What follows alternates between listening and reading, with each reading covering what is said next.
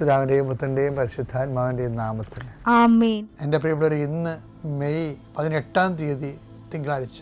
അമ്മേ പരിശുദ്ധ അമ്മേ, അമ്മേ പരിശുദ്ധമേ, ദൈവമാതാവേ, കൃപാസനത്തിലൂടെ ഞങ്ങൾക്കും ഞങ്ങളുടെ ദേശത്തിനും അമ്മ മധ്യസ്ഥം തേടി തന്ന എല്ലാ അനുഗ്രഹങ്ങൾക്കും കൃപകൾക്കും ഞങ്ങളിപ്പോൾ ഹൃദയം നിറഞ്ഞ നന്ദി പറയുന്നു. അമ്മേ പരിശുദ്ധമേ, ദൈവമാതാവേ, 2004 ഡിസംബർ 7 ഉച്ചകഴിഞ്ഞ് 2:30 കൃപാസനത്തിൽ സംഭവിച്ച അമ്മയുടെ പ്രത്യക്ഷപ്പെടലിനെ കുറിച്ച് തിരുസഭയ്ക്ക് സമർപ്പിച്ചിരിക്കുന്ന പഠനരേഖകളുടെ മേൽ സഭാത്മകമായ പഠനം ആരംഭിക്കുവാൻ ഞങ്ങൾ പ്രാർത്ഥിക്കുന്നു.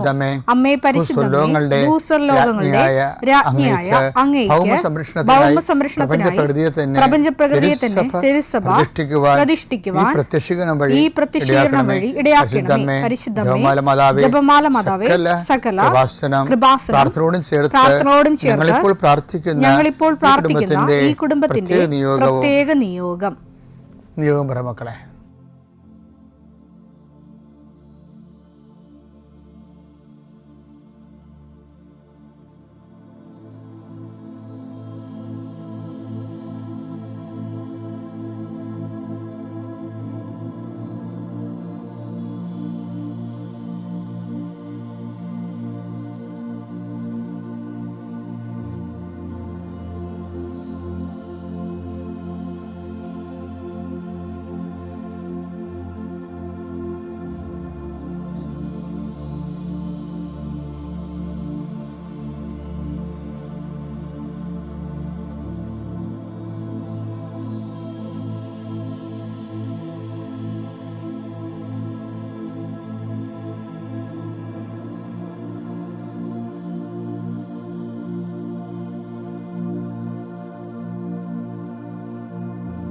അമ്മയുടെ പ്രത്യക്ഷീകരണത്തിന്റെ ഈ അനുഗ്രഹവേളയിൽ ഞങ്ങൾക്ക് സാധിച്ചു തരുവാൻ കനിയണമേ. ആമേൻ. വിശ്വാസ പ്രമാണം. സർവശക്തനായ പിതാവും ആകാശത്തിന്റെയും ഭൂമിയുടെയും സൃഷ്ടാവുമായ ദൈവത്തിൽ ഞാൻ വിശ്വസിക്കുന്നു. അവിടുത്തെ ഏകപുത്രനും ഞങ്ങളുടെ കർത്താവുമായ ഈശോ മിശിഹായിലും ഞാൻ വിശ്വസിക്കുന്നു. ഈ പുത്രൻ പരിശുദ്ധാത്മാവിനാൽ ഗർഭസ്ഥനായി കന്യകാമറിയത്തിൽ നിന്ന് പിറന്ന് പൊന്തിയോസ് പീലാത്തോസിന്റെ കാലത്ത് പീഡകൾ സഹിച്ച് കുരിശിൽ തറയ്ക്കപ്പെട്ട് മരിച്ച് അടക്കപ്പെട്ട് പാതാളങ്ങളിൽ ഇറങ്ങി മരിച്ചവരുടെ ഇടയിൽ നിന്ന് 3-ാം നാൾ ഉയർത്ത് സ്വർഗത്തിലേക്ക് എഴുന്നള്ളി സർവശക്തിയുള്ള പിതാവായ ദൈവത്തിന്റെ വലതുഭാഗത്തിരിക്കുന്നു. അവിടെ നിന്ന് ജീവിക്കുന്നവരെയും മരിച്ചവരെയും വിധിക്കുവാൻ വരുമെന്നും ഞാൻ വിശ്വസിക്കുന്നു. പരിശുദ്ധാത്മാവിലും ഞാൻ വിശ്വസിക്കുന്നു. വിശുദ്ധ കത്തോലിക്കാ സഭയിലും പുണ്യവാന്മാരുടെ ഐക്യത്തിലും പാപങ്ങളുടെ മോചനത്തിലും ശരീരത്തിന്റെ ഉയർപ്പിലും നിത്യമായ ജീവിതത്തിലും ഞാൻ വിശ്വസിക്കുന്നു. ആമേൻ. സുഖസ്ഥനായ ഞങ്ങളുടെ പിതാവേ, അങ്ങയുടെ നാമം പൂജിതമാകണമേ. അങ്ങയുടെ രാജ്യം വരണമേ. അങ്ങയുടെ തിരുമനസ് സ്വർഗത്തിലെ പോലെ ഭൂമിയിലും ആകണമേ. അന്നു വേണ്ടുന്ന ആഹാരം ഇന്ന് ഞങ്ങൾക്ക് തരണമേ. ഞങ്ങളോട് തെറ്റ് ചെയ്യുന്നവരോട് ഞങ്ങൾ ക്ഷമിക്കുന്നത് പോലെ ഞങ്ങളുടെ തെറ്റുകൾ ഞങ്ങളോടും ക്ഷമിക്കണമേ. ഞങ്ങളെ പ്രലോഭനത്തിൽ ഉൾപ്പെടുത്തരുതേ, തിന്മയിൽ ഞങ്ങൾ രക്ഷിക്കണമേ. ആമേൻ. നന്മ നിറഞ്ഞ മറിയമേ, സ്വസ്തി. കർത്താവ് അങ്ങയുടെ കൂടെ സ്ത്രീകളിൽ അങ്ങ് അനുഗ്രഹിക്കപ്പെട്ടവളാകുന്നു. അങ്ങയുടെ ഉദരത്തിൻ ഫലമായി ഈശോ അനുഗ്രഹിക്കപ്പെട്ടവനാകുന്നു. പരിശുദ്ധ മറിയമേ, തമ്പുരാന്റെ അമ്മേ, പാപികളായ ഞങ്ങൾക്ക് വേണ്ടി ഇപ്പോഴും ഞങ്ങളുടെ മരണസമയത്തും തമ്പുരാനോട് അപേക്ഷിക്കണമേ. ആമേൻ. കർത്താവിന്റെ ഉന്നതമായ നാമത്തിന് സ്വസ്ഥം ചെയ്യും. കർത്താവിന്റെ വിശുദ്ധ പൗരോഹിത്യത്തെ മഹത്വപ്പെടുത്തണമേ. കർത്താവ് സഭയിലുള്ള സാന്നിധ്യം പ്രകടമാക്കണമേ. ഈശോയെ, ഈ ആഴ്ചയിലെ അങ്ങയുടെ കാരുണ്യം കണ്ണുനീരോടെ ആഗ്രഹിക്കുന്നുണ്ട്. ഈശോയെ, മുട്ടിന് താഴേക്ക്, കാൽമുട്ടിന് താഴേക്ക്, തുടയിലേക്ക് നീര് പൊങ്ങിക്കിടക്കണ കണ്ട് കർത്താവ്യത്തെ സ്പർശിക്കും. അവർക്ക് എഴുന്നേക്കാൻ പാടില്ല, ഇരിക്കണവർ. കർത്താവെ, അങ്ങനെയുള്ള എല്ലാവരും നീ സ്പർശിക്കണം. പ്രാർത്ഥിക്കണമെന്നും പ്രാർത്ഥിച്ച് അത് സുഖപ്പെട്ടിട്ട് ജോലി ചെയ്യണമെന്ന് ആഗ്രഹിക്കുന്ന എല്ലാവരെയും നീ സ്പർശിക്കണേ കർത്താവെ. കർത്താവെ, യാത്രയുള്ള മക്കളെ ഞാൻ ഏൽപ്പിച്ച് പ്രാർത്ഥിക്കുന്നു. കർത്താവെ, വിദേശത്തേക്ക് യാത്ര ചെയ്യുന്നവരും സ്വദേശത്തേക്ക് യാത്ര ചെയ്യുന്നവരും ജോലി സംബന്ധമായ യാത്ര ചെയ്യുന്നവർ യാത്ര മുടങ്ങിപ്പോരുണ്ട് ഈശോയെ. കാലുകൾ ഉദച്ചും വാഹന അപകടത്തിലും മരത്തിൽ നിന്ന് വീണും പലരും ഈ ദിവസങ്ങളിൽ അവരുടെ ഫോട്ടോയും കൂടെ എൻ്റെ അടുത്ത് വന്ന് അവരെല്ലാം ഞാനിപ്പോൾ ഓർത്ത് പ്രാർത്ഥിക്കണം ഈശോയെ. ഈശോ, നിൻ്റെ തിരുമുറുപാടുന്ന വലതുകരം, ആണിപ്പടുതാർന്ന അത്ഭുതകരം കിടപ്പ് രോഗികളുടെ മേൽ നീ നീട്ടണമെന്ന് പ്രാർത്ഥിക്കുന്നു. അടിപ്പിണർ പോലെ വൈദാഘാതം പോലെ ദൈവിക ശക്തി അവരിലേക്ക് ആവഹിക്കണമേ എന്ന് പ്രാർത്ഥിക്കുന്നു.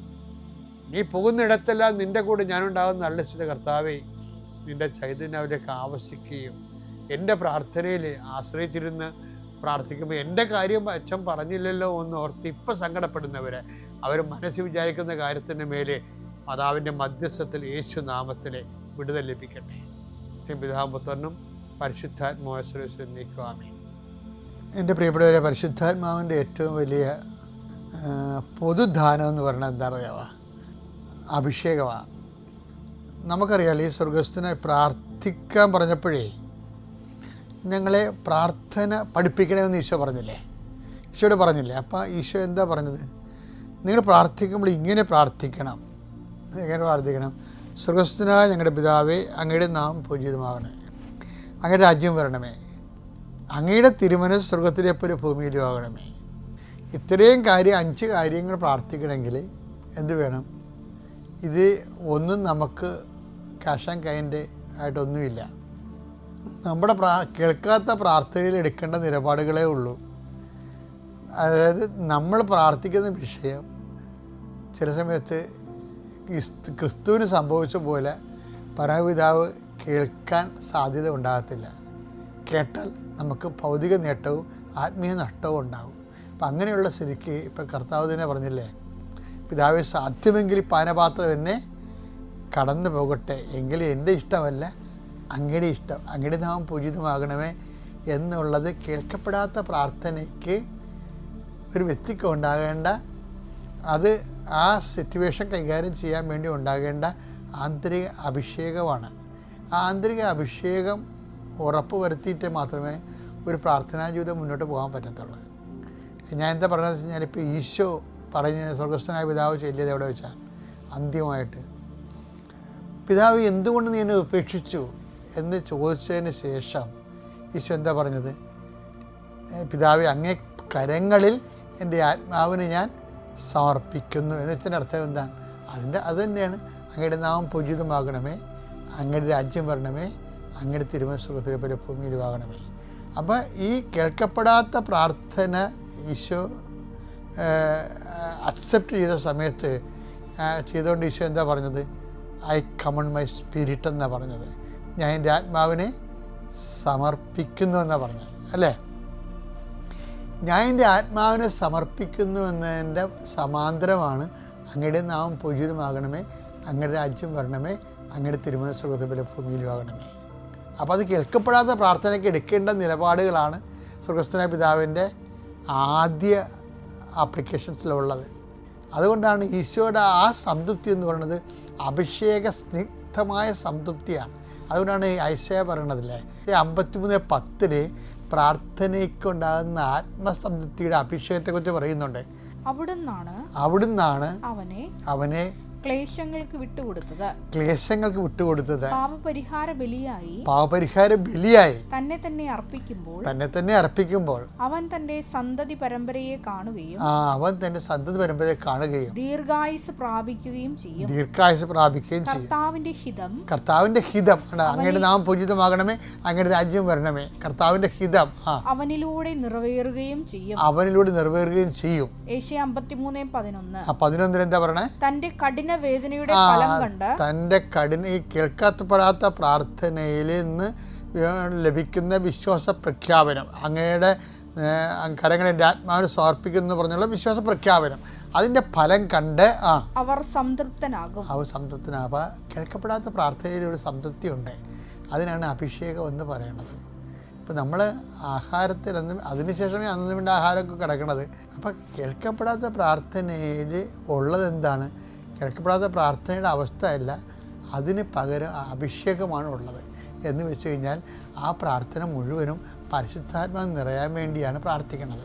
പെന്തക്കോസ്തിലേക്ക് പോകുമ്പോൾ ഓർക്കണം, നീ സ്വർഗസ്ഥനായ പിതാവിന്ന് പ്രാർത്ഥിക്കുമ്പോൾ അങ്ങയുടെ നാം പൂജിതമാകണമേ, രാജ്യം വരണമേ, തിരുമനസ്സുഹൃദയ ഭൂമിയിലും ആകണമേ എന്ന് പ്രാർത്ഥന മുഴുവനും പ്രാർത്ഥിക്കണത് ഇതിന് പരിശുദ്ധാത്മാവ് നിറയണമേ, ദൈവഹിത നിറവേറ്റാൻ എനിക്ക് അഭിഷേകം തരണമേ എന്നാണ് പ്രാർത്ഥിക്കണത്.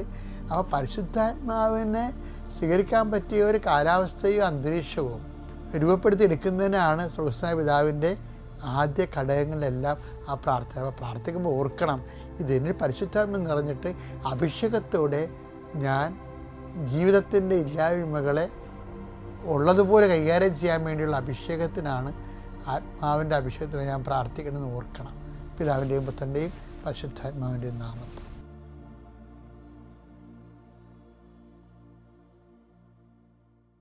അത്യപൂർവ ദൈവാനുഭവങ്ങൾ ഇനി നിങ്ങൾക്കും സ്വന്തം. ഈ യൂട്യൂബ് ചാനൽ ഇതുവരെ സബ്സ്ക്രൈബ് ചെയ്തിട്ടില്ലെങ്കിൽ ഇപ്പോൾ തന്നെ സബ്സ്ക്രൈബ് ചെയ്യുക. ഈ വീഡിയോ ഇപ്പോൾ തന്നെ നിങ്ങളുടെ സുഹൃത്തുക്കൾക്ക് ഷെയർ ചെയ്തുകൊണ്ട് കർത്താവിൻ്റെ പ്രേക്ഷിതരാകുക.